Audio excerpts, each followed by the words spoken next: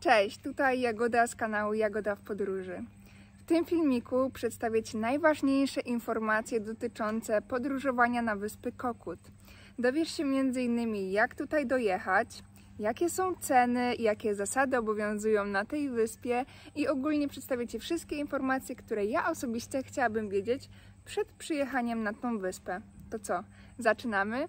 Przypominam również o zostawieniu lajka oraz subskrypcji, ponieważ bardzo pomaga mi to w rozwoju tego profilu, a treści, które nagrywam dla Ciebie i mam nadzieję, że okażą się one przydatne. Zaczynamy! Na wyspę Kokut można dostać się wyłącznie drogą wodną, więc jest to jedyny środek transportu. Ja osobiście przyjechałam z Koh Chang. Znalazłam w internecie firmę, która zajmuje się transportem między wyspami Koh Chang i Kokut. To kosztowało około 60 zł i trwało 4 godziny.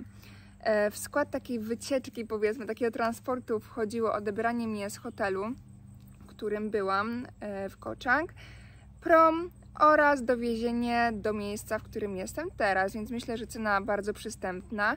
Możliwe były dwie opcje transportu. Pierwsza to była speedboat. Ona kosztowała jakieś 200 zł i trwała 2 godziny, a druga to była wooden boat, czyli taka drewniana łódka. Podróż trwała 4 godziny i była o połowę, prawie że połowę tańsza. Dlaczego zdecydowaliśmy się na wooden boat? Ponieważ ona była cichsza, a ja podróżuję ze swoim pieskiem, więc jego komfort był dla mnie bardzo ważny. Na wyspę Kokut można dostać się również z większych miejscowości, takich jak Pattaya, Trat oraz oczywiście z Bangkoku. Niedługo będę wyjeżdżała z tej wyspy i już sobie zarezerwowałam przejazd między Kokut a Bangkokiem. Podróż będzie trwała 8 godzin i kosztuje około 100 zł za osobę. W skład takiej podróży wchodzi odebranie mnie z miejsca, w którym jestem teraz, prom, autobus, który dowiezie mnie do Bangkoku, więc myślę, że jest to cena bardzo przystępna. Na tej wyspie obowiązuje płatność wyłącznie gotówkowa. Nie zapłacisz tutaj kartą w żadnym sklepie, w restauracji, oni po prostu nie mają tutaj terminali. Każdorazowa wypłata z bankomatu kosztuje 220 batów, czyli około 26 zł. Na wyspie jest oczywiście kilka bankomatów, można tutaj wypłacić pieniądze, z czym, że no właśnie liczcie się z tym, że za każdym razem pobierana będzie opłata, a nigdzie nie można zapłacić tutaj kartą. Tylko i wyłącznie płatność gotówkowa. Kolejną rzeczą, a raczej taką zasadą panującą na tej wyspie jest to, że za każdym razem przed wejściem do lokalu, do restauracji, do sklepu, do apteki, gdziekolwiek należy zdjąć buty. Więc obuwiem, które polecam, są klapki bądź japonki, ponieważ po prostu najłatwiej je zdjąć. A buty, jak już wspomniałam, będziecie zdejmować co najmniej kilka razy dziennie. Ceny na tej wyspie są droższe niż w innych miejscach Tajlandii, no ale nie ma co się dziwić, oni wszystkie produkty, które tutaj mają, muszą najpierw sprowadzić z większych miejscowości, jak na przykład Trat, który jest tutaj najbliżej, więc ceny są wyższe, ale to nie są też jakieś takie bardzo wygórowane ceny, po prostu są no, troszeczkę wyższe.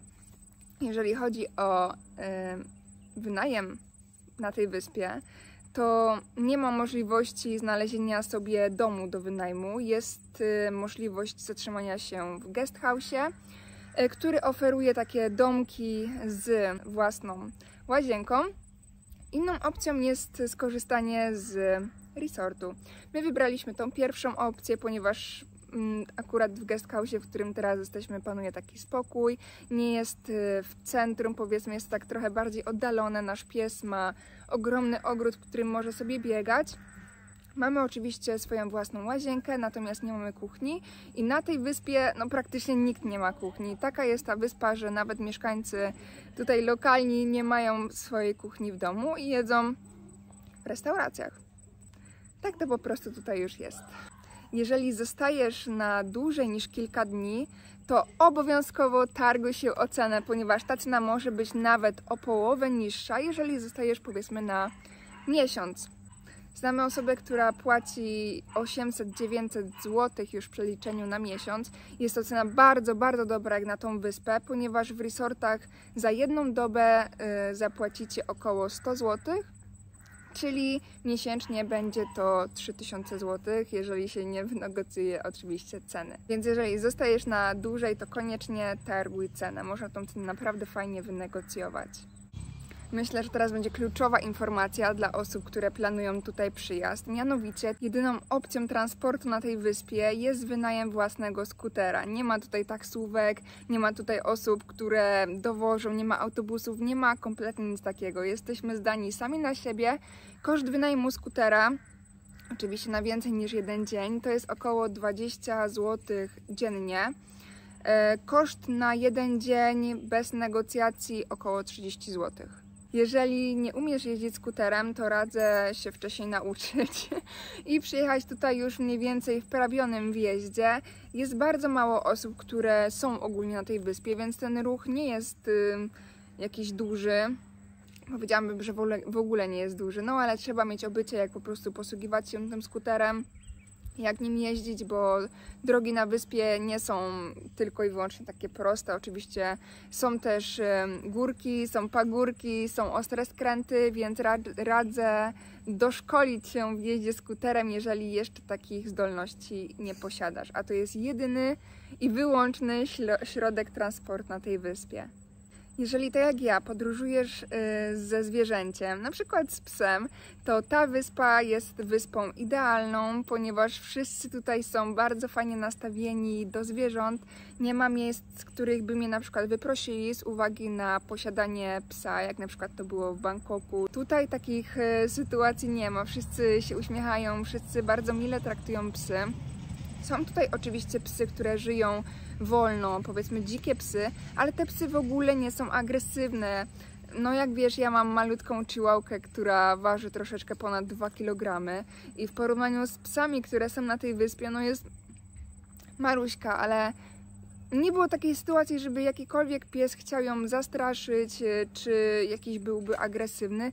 Nic z tych rzeczy. Nawet muszę wam powiedzieć, że ma taką swoją psią koleżankę, którą codziennie tutaj rano wita. To jest dzika suka, która mieszka sobie tutaj, którą wszyscy oczywiście znają i z którą bawi się na naszym ogrodzie. Więc te psy nie są zupełnie agresywne, ale podróżując z małym psem, trzeba bardzo obserwować otoczenie, które dzieje się nad nami, czyli niebo, bo jest dużo dzikich ptaków. Nie jestem pewna, jakie są to ptaki, ale z tego, co sprawdzałam na internecie, jest to odmiana orłów.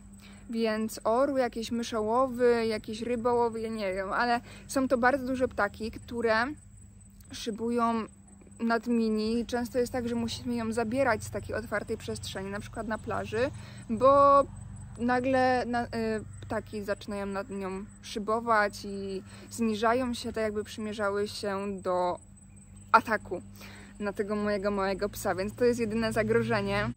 Na wyspie jest jeden szpital oraz jeden posterunek policji. Policję widziałam tutaj przez miesiąc 2 razy, ale to nie była żadna po prostu akcja.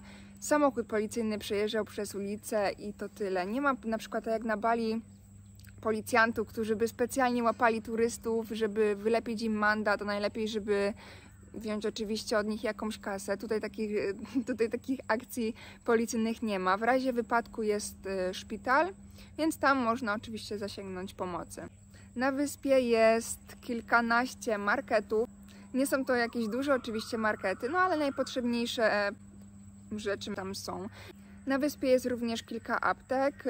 Ceny w aptekach są trochę wyższe niż w innych miastach, ale też również nie ma wygórowanych cen.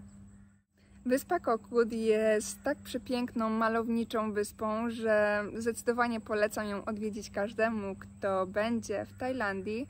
Zdaję sobie z tego sprawę, że ta wyspa nie jest tak ulokowana, że jest jakby wszystkim po drodze, no ale jak już wspomniałam, są firmy, które pomagają w transporcie z Bangkoku do Kokood, więc to akurat myślę, że nie będzie problemem. Wyspa jest przepiękna. Polecam obejrzeć moje wcześniejsze filmiki, w których pokazuję piękno tej wyspy. Myślę, że to były wszystkie najważniejsze informacje dotyczące tej wyspy. Jeżeli ten filmik okazał się przydatny, to zostaw mi lajka, subskrypcję i pozdrawiam! Życzę Wam udanego pobytu na wyspie Kokut. Cześć!